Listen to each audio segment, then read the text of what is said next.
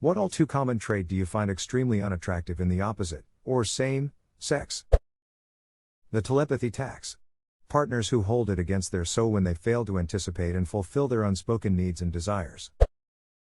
Feeling the need to post on social media constantly and pretending that they don't care about it but obviously care a lot. Shit-talking others to make themselves look better. Littering. You'd be surprised how many people don't give a duck and throw shit out their car window. It's disgusting. Edit, I'm glad so many people feel strongly about littering too. The I'm an asshole and I don't care if people call me an asshole attitude. Also the I tell it like it is or always speak my mind people. Who are basically unfiltered assholes. Brutally honest people are typically more concerned with the brutality than the honesty. Hashtag X200B, edit, spelling. I'm honest and I can totally say this is true. People who self-describe as brutally honest are looking for a pass to be mean-spirited. It also shows lack of growth in my opinion. If you're being a mean girl at age 30, you missed some developments along the way. If anything, you can honestly say, you don't want to know what I think. Shut down the question. Shouting at their partners in public. You would hate my parents lol. I feel the same way. Oh. Well, I've been guilty of doing the same and it's one of those things that make me feel like shite about myself every time I remember it. It's okay to make mistakes so long as you learn from them. Remembering embarrassing things is painful but it's part of learning the lesson. Anyone who takes any advice, disagreement, constructive criticism as a personal attack. People who do things for clout and don't actually care for being genuine until they need something from you. Person gives homeless man X amount of money and he cries type of videos. Don't show me that shit. Give the man the money, feel good about yourself, and duck off. Don't give it to him and expect me to praise you, you attention seeker. It absolutely is a good deed but it's never done to solely help the guy, it's done for internet praise. People being obsessed with their social media presence. Acting stupid for attention. Playing hard to get. If you like me just duck and tell me, stop beating around the bush. Edit, I'm a girl. Or when you ask them out, they say no and a couple of months later they tell you they're interested in you but they just wanted you to insist more. Once someone tells me no I'm done, I'm not gonna start harassing you. I never understood that. When I ask someone out and they say no then I expect that to be the answer. I'm not going to be one of those guys who go around harassing women when they don't say yes to a date, you know, something that almost all the women I know hate. Self-absorbed behavior. The Kardashian housewives of syndrome. You are not the star of some reality show, stop acting like it. I get such secondhand embarrassment when average people post to social media like they're famous. It seems to be the norm now to post content like you're addressing fans and not literally just your friends and family as most are. Hi guys, here's a quick haul I've picked up from Lush. Haven't been posting much lately due to change of circumstances but am back. Big thank you to Topshop for my new jeans. They are amazing. I'm sure your 200 followers are on the edge of their seats. You nailed it, man. Secondhand embarrassment is definitely something I can relate to. I always try to stay neutral about stuff cause you know, not my life, whatever, but sometimes it just gets a little cringy. It is sad that people can get so self-absorbed, really. Being oblivious to different economic circumstances. Yes. Or poking fun at it. I hated dating while poor. Pushing you to do something you don't want to because everyone does it and it's fun. Everyone says they want their partner to be super career ambitious. Screw that, I say put in your 40 hours then chill. I want someone who knows how to relax. My partner told me I'm the first partner who won't let him work himself to death. I don't understand that attitude.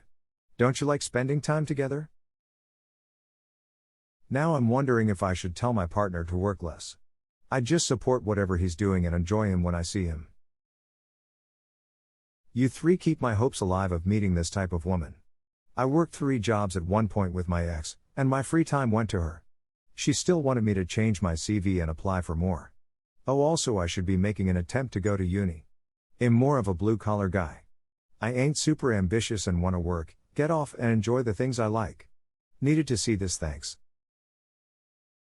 I'm a programmer and I know I could be making more, But the thing I like best about my job is at the end of the day I close my work laptop and don't have to think about it until the start of the next workday. I've had to work over a few times, but it's been rare and usually I do it on my own to get something done that day, so it feels better than being told I have to work over. Narcissistic, that goes to both genders.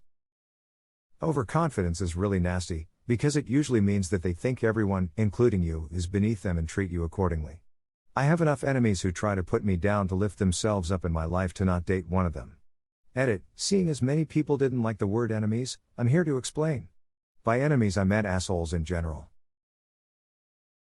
Definitely a fine line between good self-confidence and destructive overconfidence. When they think that their taste in music makes them a superior person instead of just having different tastes. Applies to both genders. Edit, phrasing. This. Not just music, but clothes, favored TV shows, or YouTubers. Most people usually grow out of thinking that their interests are a substitute for a personality around the mid-20s. Very true. I laugh remembering how in college I thought I was such a unique and special person for having discovered some niche band that my friends hadn't yet. Men bragging about being violent. Bar fights ain't sexy, honey.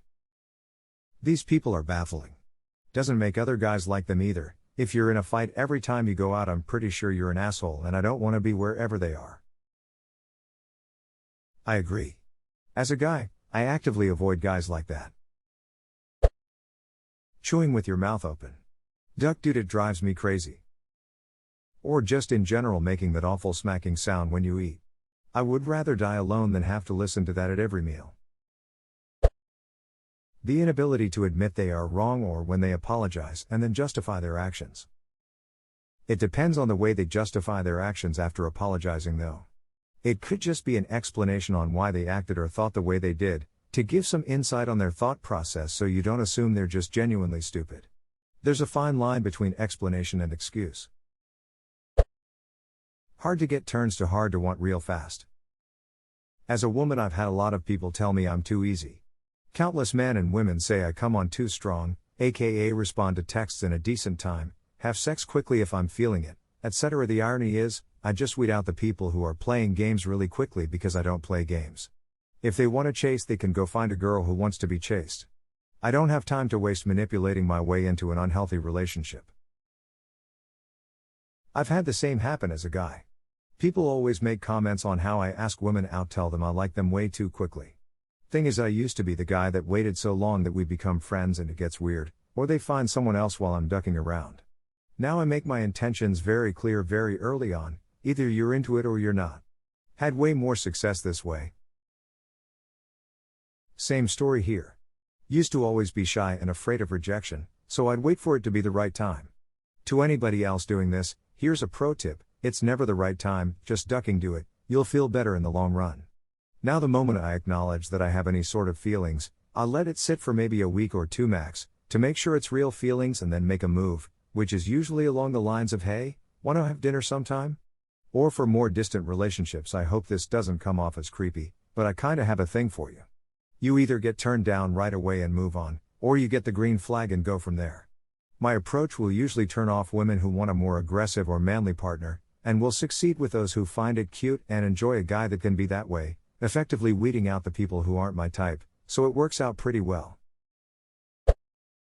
Messiness and having poor hygiene. I was recently told by a friend that his mom thinks of me as a clean person. And this isn't uncommon, either. People always tell me how I don't stink like all the other guys. My secret? I just shower daily. Not to sound superior, because believe me, I'm not, but it's so easy to be clean, and people do notice. Edit, if you have a financial, skin, or mental health issue, 3 things that I never thought I'd end up grouping together, then of course that should be taken into consideration.